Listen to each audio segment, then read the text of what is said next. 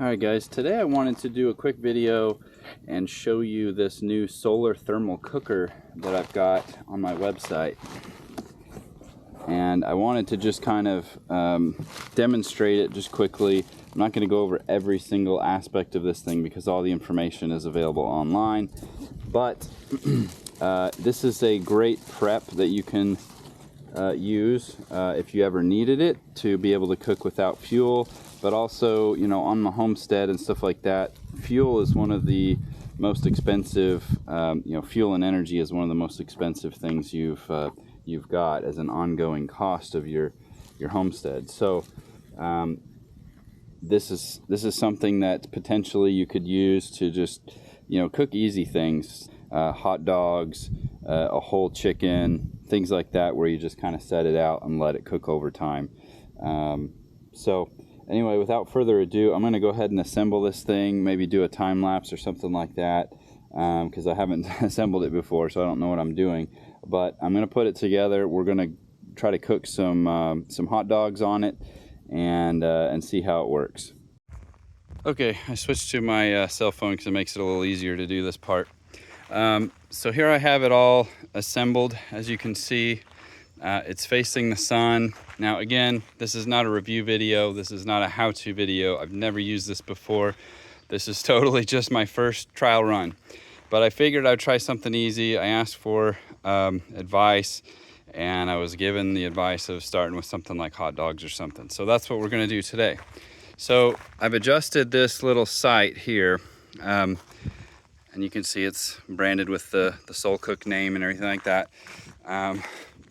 It is pointed at the sun, and then you want to adjust. So this has built-in adjustment here with these arms. It can go up and down to adjust to the sun, and you want to face that thing until it does not have a shadow.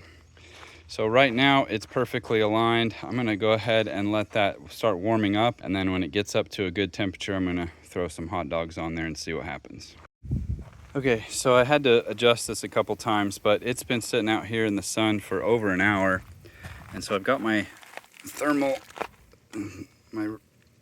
thermometer here, and that's pretty much where it's topped out. I haven't seen it go above about a 174.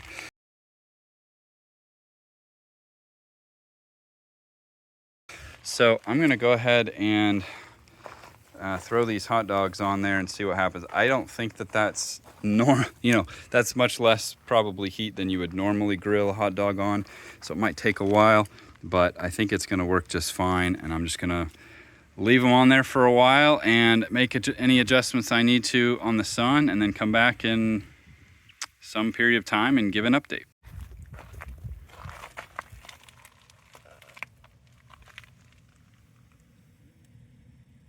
Not really any sizzle, so not very hot, but I think it is going to cook.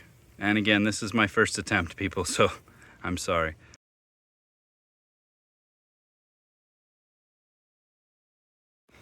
One thing I do want to mention is it does come with these reusable cooking bags. The normal mode of cooking, mode of operation for these cookers is to cook with a Dutch oven or ceramic pot of some kind, something that's going to absorb heat and cook with a kind of convection, I guess. So this would radically improve my successes of cooking if I were to do something like that. If I were to just have thrown a whole chicken in there or something like that into a Dutch oven, put the lid on, put it inside this bag, that would prevent the wind, the breeze, and stuff like that from cooling down the cooking surface and from interfering with the cooking process. So keep in mind that my limited success possibly today is not indicative of how this is normally supposed to cook with, again, a Dutch oven or something that's covered and can be put in this bag, these reusable bags that are included, so that it kind of keeps that heat in and it keeps the breeze away. Okay, so this has been cooking for about 40 minutes or so, and you can tell it's cooking because it's leaving juices there. They've plumped up quite a bit. This one's kind of sweating a little bit. So it is going to cook. It's just going to take a while, and especially we got some clouds moving in. So anyway, I just wanted to demonstrate this today and show you what it can do. It's very, very lightweight. It folds up. It can store under, in a very small footprint. It's got all the things that you need to cook with.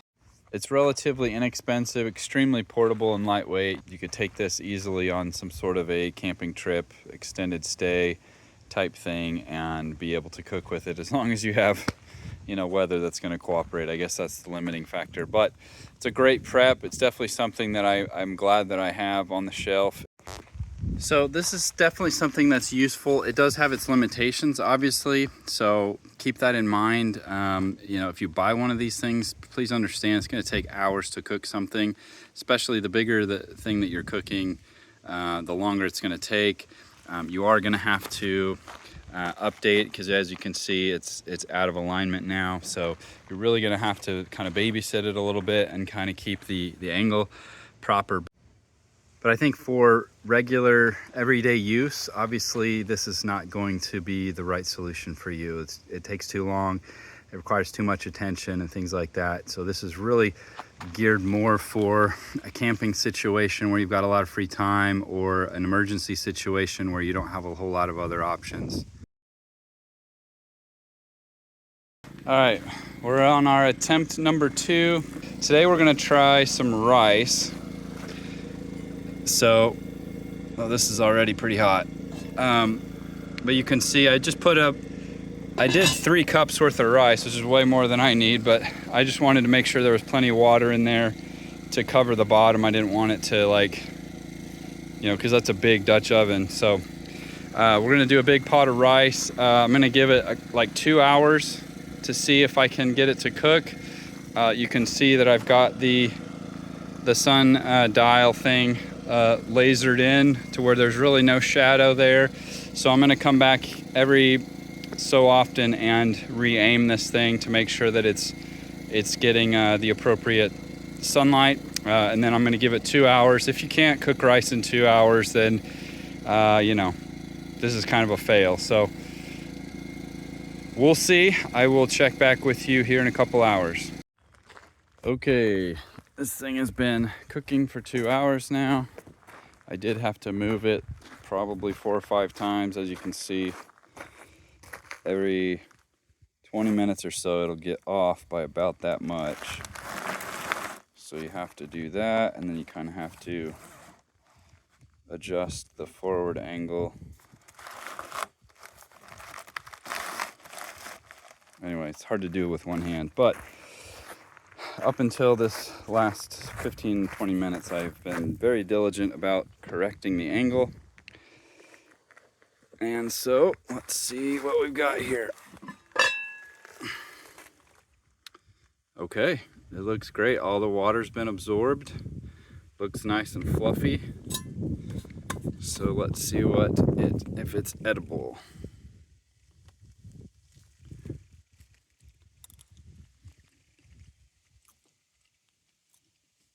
Not bad.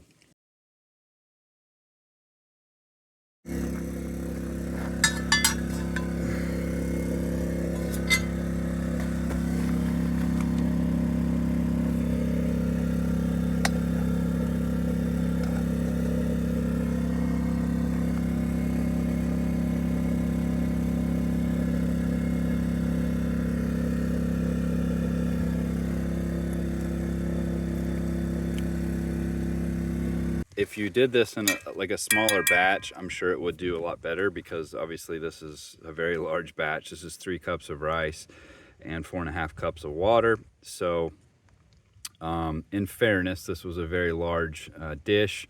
It is also in September, so the maker of this does say that it works year round, and I do believe it probably does on some things, but you're going to have a lot better results on this thing in the summer than you will other times, just because the ambient temperature is higher and you're going to get more intense sun. So take that for what it's worth. I think that we'll call this a win, because it did cook it and you can eat it, as I just did.